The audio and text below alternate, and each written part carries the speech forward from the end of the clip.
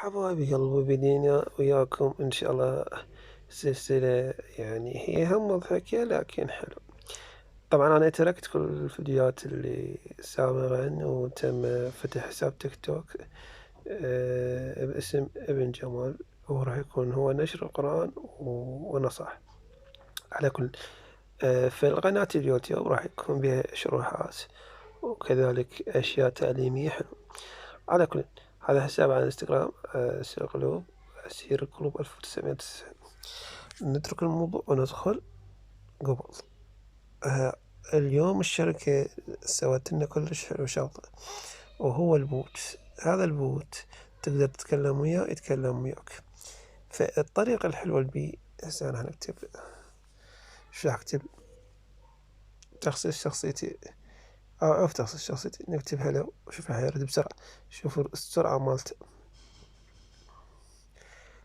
أريد شاعر حق ايش راح يقول؟ طبعا الشعر صح حلو ومريح. أريد أسوي تمن، يعني حتى باللهجة العراقية يجاوبك أسوي تمن شلون.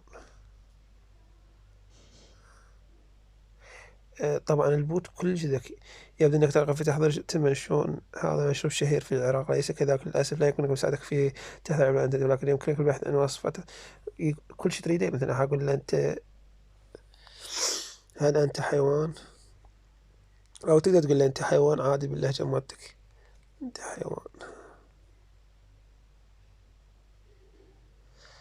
واو، لماذا تقول ذاك؟ أتمنى أن تكون لديك يوما جميل. إذا كان لديك أي سؤال اطلب.